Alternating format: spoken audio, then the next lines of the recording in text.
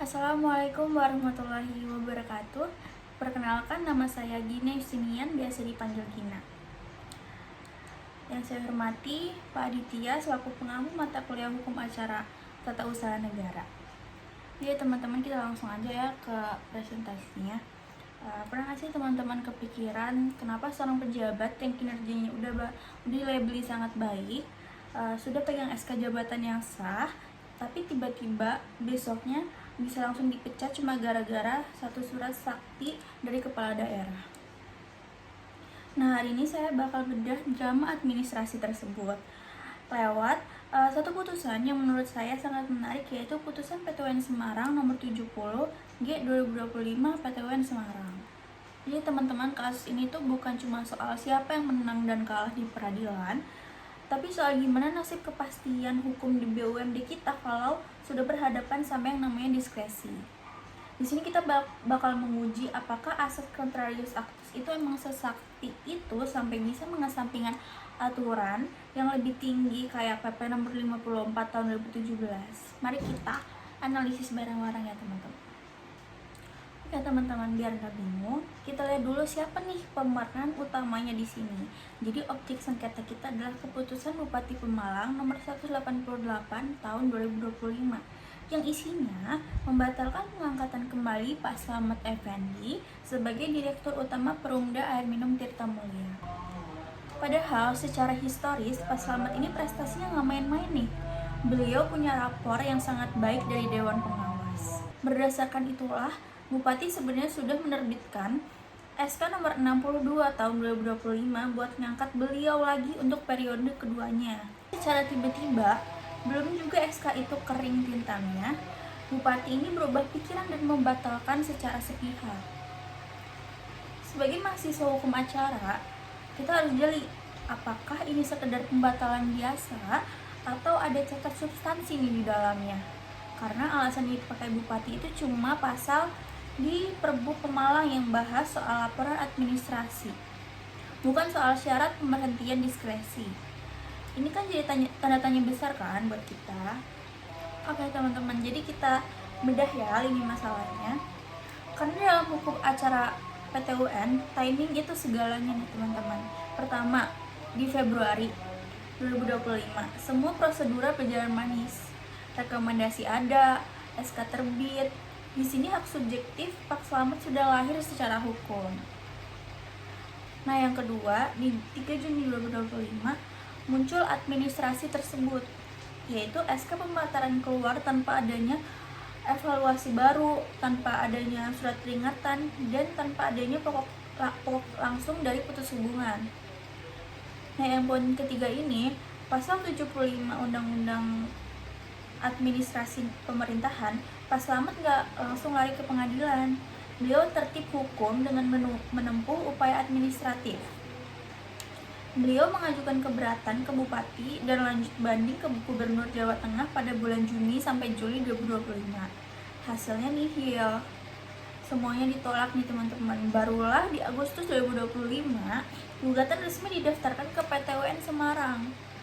Jadi secara formalitas, gugatan ini sudah memenuhi syarat exhausted atau sudah menghabiskan semua upaya di internal pemerintahan. Nah, di sini letak perang doktrinnya nih teman-teman. Dalam persidangan, kedua pihak bawa argumen yang benar-benar beda kelas. Nah, dari sisi penggugat atau dari sisi Pak Slamet nih, senjata utamanya adalah PP nomor 54 tahun 2017.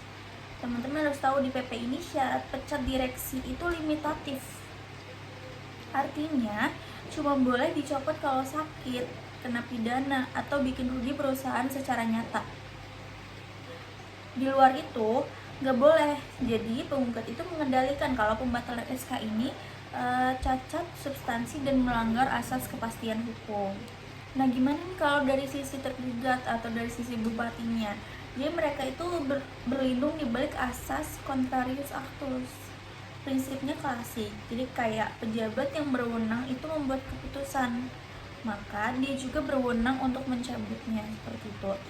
Tergugat merasa punya diskresi absolut sebagai kuasa pemilik modal buat melakukan bongkar pasang manajemen demi efisiensi. Menurut mereka ini sah-sah aja nih selama tujuannya buat perbaikan organisasi. Tapi coba kita analisis bareng ya teman-teman. Apakah benar contrarius actus itu bisa dipakai sebebas itu?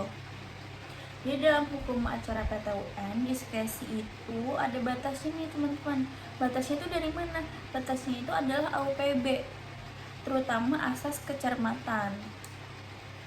Yang menjadi pertanyaan saya di sini adalah apakah Bupati sudah cermat? Bagaimana mungkin nilai sangat baik yang jadi dasar pengangkatan itu tiba-tiba tidak berlaku lagi dalam hitungan bulan tanpa ada fakta hukum baru yang fatal? Nah, dari sini yang kita curigai sebagai deterrent de pouvoir atau penyalahgunaan wewenang. Nah, wewenang administrasi itu nggak boleh dipakai buat tujuan lain di luar tujuan asli pemberian wewenang tersebut. Tapi masalahnya di PT-UN, hal-hal yang sifatnya niat buruk atau politis itu susah banget buat dibuktikan kalau nggak ada bukti dokumen yang eksplisit, teman-teman. Lalu bagaimana putusan hakim pada pengadilan tersebut? Jadi hakim PT-UN Semarang akhirnya menyatakan bahwa gugatan penggugat ditolak secara keseluruhan. Artinya tindakan Bupati Pemalang itu dianggap sah ya teman-teman. Kenapa bisa kayak gitu? Karena hakim itu menilai Bupati itu masih dalam koridor wewenang asas contrarius actus dan punya ruang diskresi untuk mengevaluasi akuntabilitas manajemen BUMD. Nah, sekarang kita masuk ke dapurnya hukum acara ya teman-teman, yaitu pembuktian. Dalam persidangan ini beban pembuktian itu krusial banget.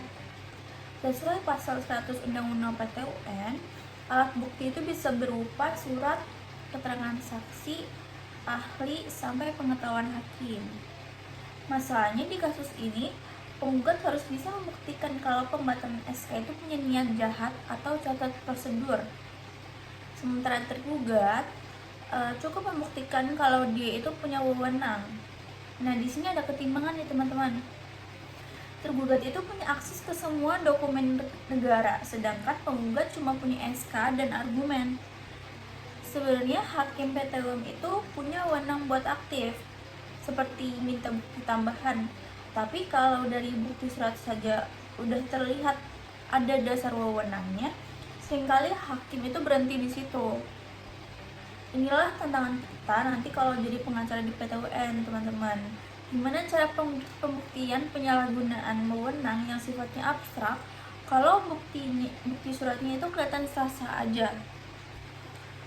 Kita juga harus bahas soal asas larangan penyalahgunaan wewenang. Dalam hukum administrasi, wewenang itu selalu ada batasnya. Kalau Bupati dikasih wewenang buat angkat pecat direksi, tujuannya harus untuk kemajuan Perumda, bukan buat hal lain ya teman-teman. Nah, di kasus Pak Slamet ini kinerjanya itu sudah sangat baik, tapi kok tetap dibatalkan? Ini secara logika hukum sudah bau-bau penyimpangan tujuan. Tapi lagi-lagi hakim PT-UN itu cenderung sangat normatif. Selama prosedurnya kelihatan oke dan ada dasar aturan, biarpun itu cuma pergub, hakim seringkali ragu nih buat masuk ke ranah etika atau politik di balik keputusan. Ini jadi otokritik buat sistem peradilan kita. Apakah PT-UN sudah benar jadi pelindung warga atau cuma jadi stempel pembenar tindakan pejabat?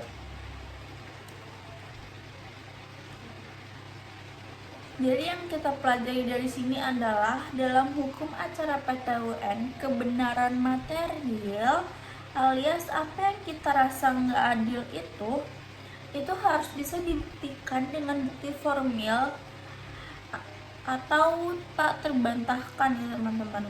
Kalau bukti kita cuma asumsi, ya sakit apapun kita merasa dizolimi, gugatan itu bakal sulit dikabulkan karena tidak ada bukti formilnya. Sekian presentasi dari saya. Semoga analisis ini bisa jadi bahan diskusi yang seru buat kita semua. Terima kasih. Wassalamualaikum warahmatullahi wabarakatuh.